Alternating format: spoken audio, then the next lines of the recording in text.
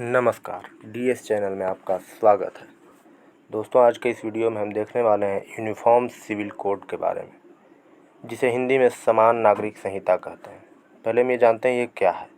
यह भारत के लिए एक कानून बनाने का आह्वान करती है जो विवाह, तलाक, विरासत, गोद लेने जैसे मामलों में सभी धार्मिक समुदायों पर समान रूप से लागू होगा। हमारे संविधान के अनुच्छेद 44 यह बताती है कि देश भारत के पूरे क्षेत्र में नागरिकों के लिए एक समान नागरिक संहिता को सुरक्षित करने का प्रयास करेगा। अब हम इसके इतिहास के बारे में जानते हैं। इसकी चर्चा भारत में अंग्रेज़ों के ज़माने से ही हो रही है। अक्टूबर 1840 की the lex loci report Bharat में यूनिफॉर्म सिविल कोड की ज़रूरत एवं महत्व पर जोर दिया था, परंतु हिंदू और मुसलमानों के पर्सनल लॉज को उन्होंने इससे बाहर रखा। 1859 में रानी विक्टोरिया ने यह सुनिश्चित किया कि ब्रिटिश सरकार धार्मिक मामलों में दखल न देने की नीति अपनाएगी। हमारे देश में धार्मिक पुस्तकों में लिखित तथा हमेशा से चले आ रहे प्रथाओं व नियमों में विभिन्नताओं एवं इससे उत्पन्न होने वाले द्वेष परंपरागत रूप से चले आ रहे हैं। ऐसे ही हिंदुओं में दहेज प्रथा, विधवा विवाह,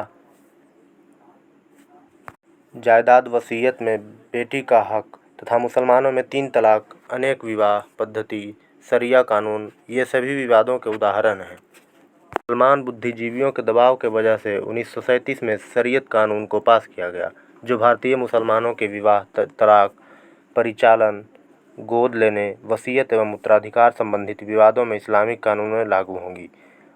और कानूनों में बदलाव सतत तरीके से अंग्रेजी हुकूमत से ही चली आ रही है, जैसे Hindu window remarriage act 1856, married women's property act 1923, Hindu inheritance act 1928।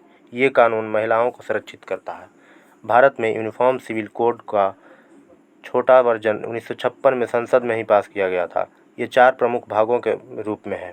पहला हिंदू मैरिज एक्ट, दूसरा सक्सेशन एक्ट, तीसरा माइनॉरिटी एंड गार्जियनशिप एक्ट, चौथा अडॉप्शन एंड मेंटेनेंस एक्ट। हालांकि मुस्लिम, ईसाई और पारसियों के लिए अलग अलग पर्सनल लॉ थे। अब हम इसके निहितार्थ यानी इम्प्लीकेशन या यूजेज के बारे में जानते हैं।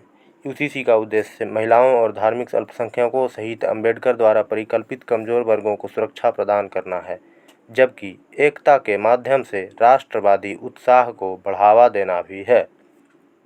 यह कोड विवादों, विरासत, उत्तराधिकार, गोद लेने की जरिया या जटिल कानूनों को सभी के लिए एक बना देगा, जिससे वही नागरिक कानून सभी नागरिकों पर एक साथ लागू होगा, चाहे उनकी आस्थाएं कुछ भी हों।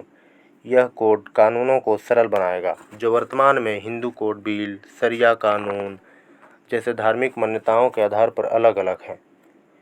यह कोड धर्मनिरपेक्षता को प्रोत्साहित करता है, जो प्रस्तावना में निहित उद्देश्य है। एक धर्मनिरपेक्ष गणराज्य को धार्मिक प्रथाओं के आधार पर विभाजित नियमों के बजाय सभी नागरिकों के लिए समान कानून की आवश्यकता होती है। यह कोड लिंग भेद में भी न्याय करेगा। यह मुस्लिम कानून, हिंदू कानून और ईसाई कानून में लैंगिक पूर्वाग्रहों को दूर करेगा, जिन्हें अक्सर महिलाओं के द्वारा इस आधार पर चुनौती दी जाती रही है कि वे समानता के आधार का उल्लंघन करती हैं। अब हम इसके चुनौतियों की बात करते हैं। इसकी पहली चुनौती सांप्रदायिक राजनीति है। यूसीसी यानी यूनिफॉर्म सिविल कोड की मांग को सांप्रदायिक राजनीति के संदर्भ में तैयार किया गया है, जो इसे सामाजिक सुधार की आड़ में बहुसंख्यकवाद के रूप में देखता है। दूसरी संवैधानिक बाधा, भारतीय संविधान का अनुच्छेद 25, जो किसी भी धर्म को मानने और प्रचार करने की स्वतंत्रता को संरक्षित करने का प्रयास करता है, भारतीय संविधान के अनुच्छेद 14 के तहत निहित समानता की अवधारणाओं के साथ संघर्ष करता है। हाल ही में इस पर सुप्रीम कोर्ट का और दिल्ली हाई कोर्ट का कुछ बयान जारी हुआ था। पसंद आए तो लाइक करें, ना आए तो डिसलाइक करें। चैनल को सब्सक्राइब करना ना भूलें। दोस्तों के साथ शेयर करें, क्योंकि ज्ञान बांटने से बढ़ता है।